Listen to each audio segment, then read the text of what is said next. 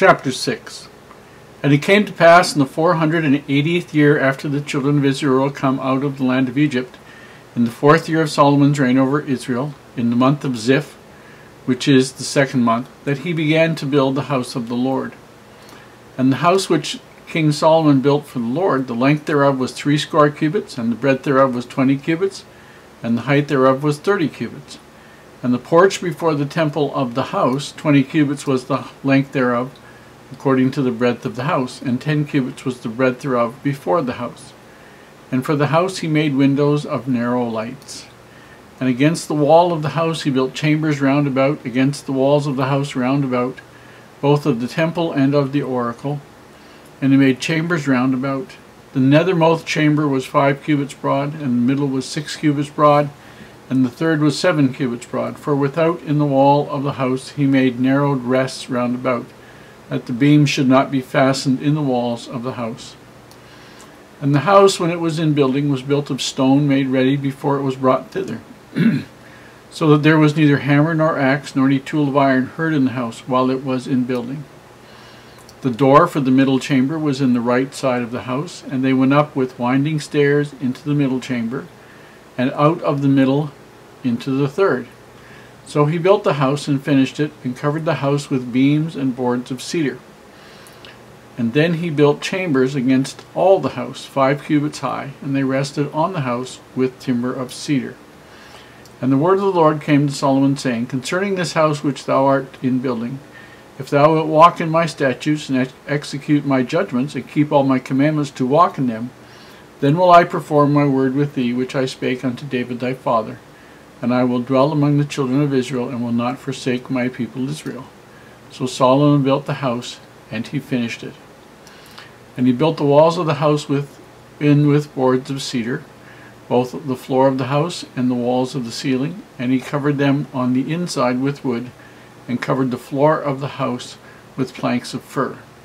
And he built 20 cubits on the sides of the house, both the floor and the walls with boards of cedar. He even built them for it within, even for the oracle, even for the most holy place.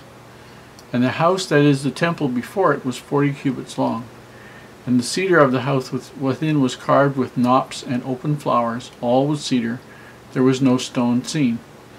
And the oracle he prepared in the house within, to set there the ark of the covenant of the Lord. And the oracle in the forepart was 20 cubits in length, and 20 cubits in breadth, and 20 cubits in the height thereof. And he overlaid it with pure gold, and so covered the altar, which was of cedar. So Solomon overlaid the house within with pure gold, and he made a partition by the chains of gold before the oracle, and he overlaid it with gold. And the whole house he overlaid with gold until he had finished all the house. Also the whole altar that was by the oracle he overlaid with gold. And within the oracle he made 2 cherubims of olive tree, each 10 cubits high. And 5 cubits was the one wing of the cherub, and 5 cubits the other wing of the cherub. From the uttermost part of the one wing until the uttermost part of the other were 10 cubits.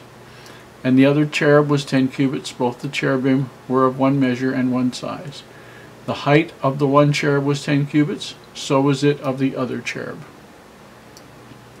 And he set the cherubim within the inner house, and they stretched forth the wings of the cherubim, so that the wing of one touched one wall, and the wing of the other cherub touched the other wall. And their wings touched one another in the midst of the house. And he overlaid the cherubims with gold. And he carved all the walls of the house round about with carved figures of cherubim and palm trees, and open flowers within and without. And the floors of the house he overlaid with gold, within and without. And for the entering of the oracle he made doors of olive tree, and lintel, and side posts were a 5th part of the wall. The 2 doors also were of olive tree, and he carved upon them carvings of cherubims, and palm trees, and open flowers, and overlaid them with gold, and spread gold upon the cherubim and upon the palm trees. So also made he for the door of the temple posts of olive tree, a 4th part of the wall, and the 2 doors were of fir tree. The 2 leaves of the one door were folding, and the 2 leaves of the other door were folding. And he carved thereon cherubims and palm trees and open flowers, and covered them with gold, fitted upon the carved work. And he built the inner court with 3 rows of hewed stone, and a row of cedar beams. In the 4th year was the foundation of the house of the Lord laid in the month of Ziph, and in the 11th year, in the month of Bul, which is the 8th month, was the house finished throughout all the parts thereof, according to all the fashion of it. So was he 7 years in building it. When the vast majority of people find out just how, relatively speaking, small the actual temple was, they cannot understand why it took 7 years to build it and why so many people were involved. But they haven't got a clue of what the amount of work was. At least 90% of the effort was in building the foundation on which the temple was built. You need to understand that Mount Moriah had a very tiny flat area, which was basically nothing more than the threshing floor of Aruna. And it was maybe 25 feet square. That was about it. All the rest of there are 3 sides that are almost straight down. There's the northeast side where it sort of slopes away fairly steeply, but not quite as steeply as the other 3 sides. And what had to happen was, in order to build the temple on top of Mount Moriah, and the temple was about 100 feet long, 30 feet wide, and about 45 feet high, they had to build a huge platform to carry the weight, to be stable, and they understood all of that, and to last for eternity, which was what the goal was. And so Solomon had not only the 10,000 men in Lebanon that were chopping down trees for a whole month, and then replaced by another 10,000, and then a month later another 10,000, so they were doing it year round. But there were 70,000 men who were carrying bits and pieces of rocks from quarries for fill, and 80,000 men who were cutting stone and facing it and making it square for building these walls that would go from the bedrock up as high as 143 feet above the bedrock to the bottom of the platform on which the temple would be built. And the temple was built on top. There was another 9 feet thickness of cut stone that was on top of that. And then the temple was built on top of that platform. And so, and then on the northeast side, I mean, somebody's coming to attack 3 sides of the temple wall were at least 100, 125, 140 feet high.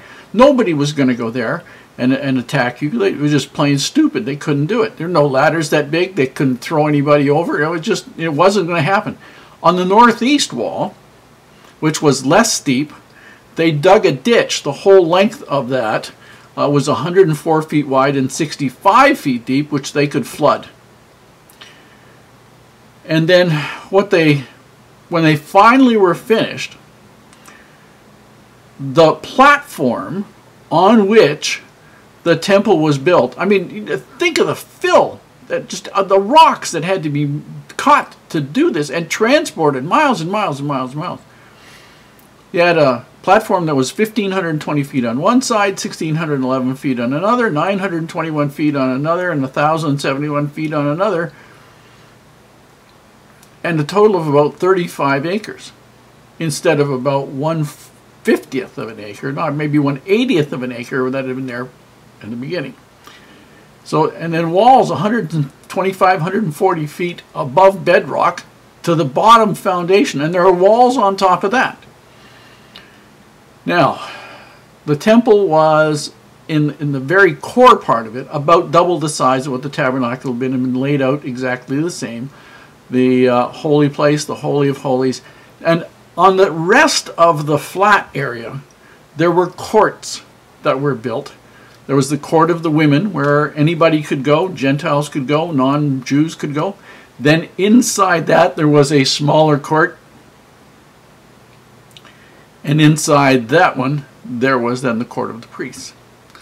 And nobody who wasn't Jewish went past the court of the women. There were signs there, even in Roman times. It basically said, you go through here, they can kill you. So they didn't mess around.